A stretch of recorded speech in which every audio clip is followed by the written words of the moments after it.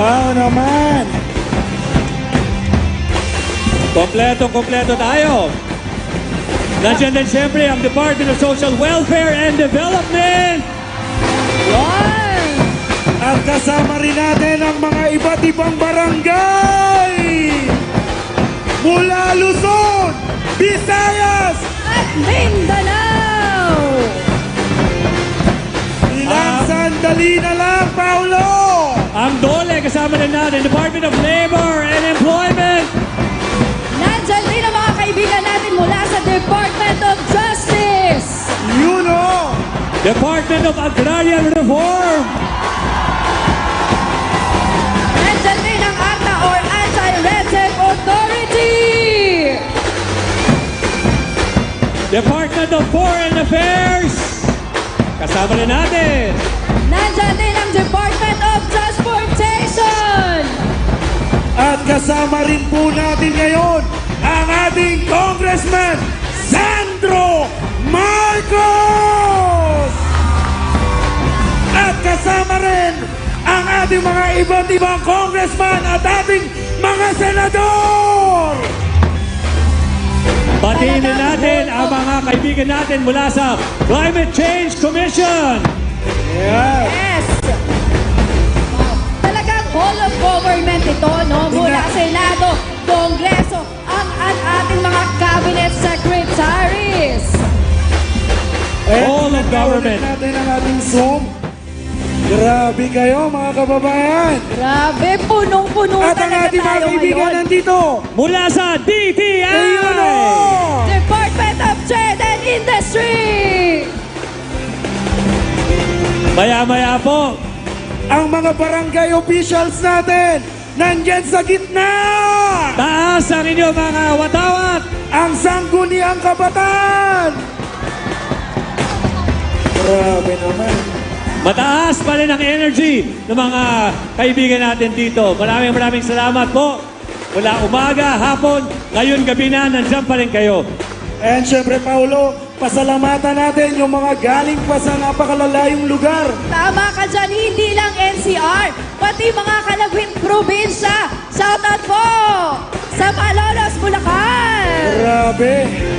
Mula umaga pa lang, alas 5 pa lang, nandito na sila. Kaya gano'n natin kamahal ang ating mga kababayan. Dahil kayo, kung wala po ang bagong Pilipinas, kung wala ang bagong Pilipino! Tama. Mamaya. At Paulo! Yes, ano? Mga kababayan!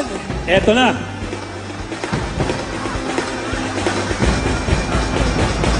Mga kababayan, itaas ang mga flag!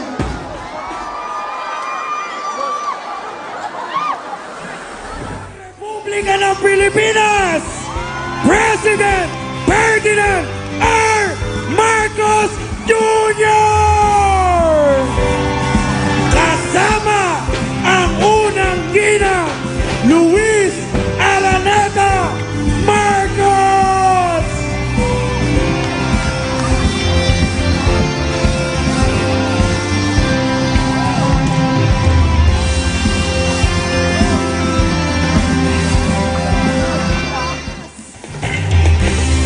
Handa na ba kayo?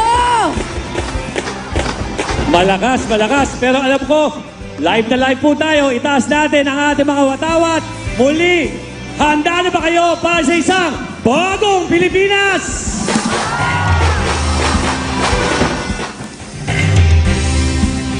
Bago sa isang bagong Pilipinas, mas kilalanin po natin at pararangalan ang mga mahuhusay at magagaling na Pilipino. Hahanapin po natin sila at ipakikilala sa ating mga kababayan. Excellence is of course an integral part of bagong Pilipinas culture. Itong mga Filipino scientists natin, engineers, yung mga dalubhasa sa kani-kanilang larangan, yung mga superstars Yes. na kilala sa ibang bansa, pero hindi natin kilala sa sariling bayan. Totoo po yan, ha? Dahil minsan maririnig po natin sa balita na may Pilipinong gagawa ng isang prestigious na award sa ibang bansa. At doon pa lang natin malalaman na may mahusay na Pilipino pala doon. Ang dapat po ay dito pa lang sa atin, suportahan natin sila at kilalanin. Tama, sa Bagong Pilipinas rin, kinikilala natin ang kabayanihan ng mga Pilipino. Contemporary heroes kung tawagin. Dahil hindi naman talaga matatawaran ang galing, ang tapang, ang puso ng isang Pilipino. Tumpak, tama. At alam ko kung bakit alam mo yan. Bakit? Dahil binasa mo yung booklet ng Bagong Pilipinas. Tama ka dyan, Paolo.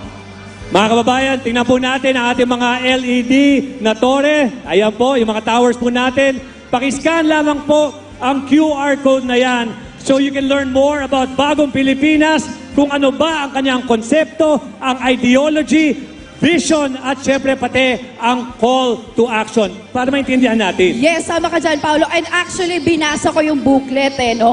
Naalala ko yung Bagong Pilipino sa isip, sa salita, at gawa. And I realized it's time to shift our mindset, our perspective. Why not encourage each other, yung bawat isa, ang ating gobyerno, at magkaroon tayo ng mga new practices sa mga nagbabagong panahon. Nandiyan yung climate change, yung Yes. digitalization. Hindi ba, Paolo? Eh, ikaw ba? Oo, alam mo, marami ka talagang matututunan kapag binasa nyo po yung booklet na yan.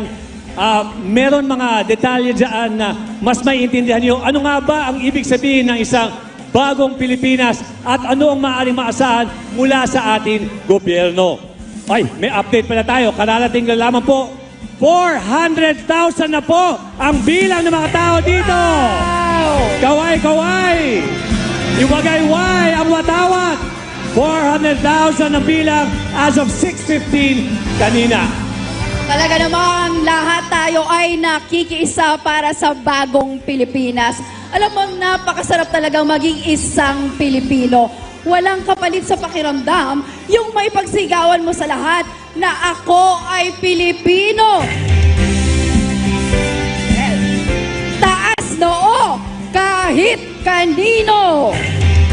At syempre, kasabay po ng pakipagtulungan ng bawat isang Pilipino para sa isang bagong Pilipinas ay ang pagpapatupad naman ng mga proyekto ng pamahalaan na mismo magdadala sa atin sa kaunlaran at kaginhawaan. Mga proyektong naglalayong maiangat ang antas at kalidad ng pamumuhay ng ating mga kababayan. Oo, alam mo, bawat isa po sa atin ay may mga vision kung ano nga ba ang bagong Pilipinas at ano ba dapat ang gawin ng isang bagong Pilipino.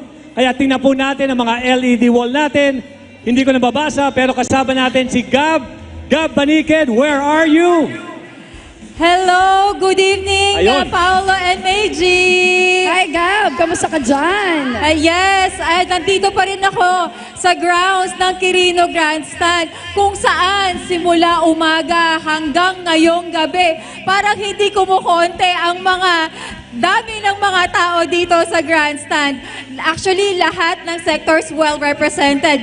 Meron tayo from the government, private sector, kabataan, mga magulang, lahat nakikiisa para maisakatuparan natin ang mga pangarap natin sa bagong Pilipinas.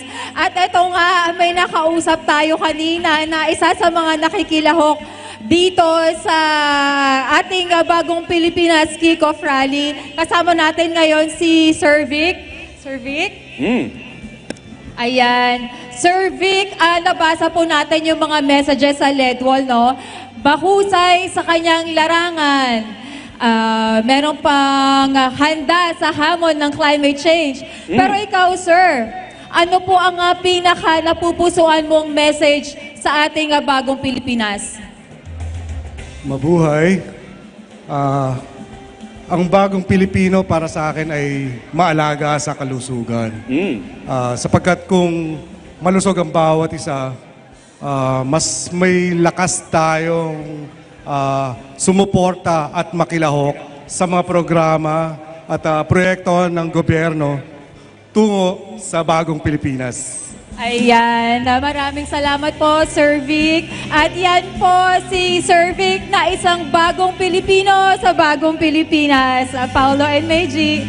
Maraming salamat, Gab. Napakarami talaga ng mga sinasabi ng ating mga kababayan kung paano maging bagong Pilipino sa isip, salita at gawa. Pero ito, sa isang bagong Pilipinas, mga kaibigan. Walang pagod ang pamahalaan para mapapabuti ang pamumuhay ng ating mga kababayan.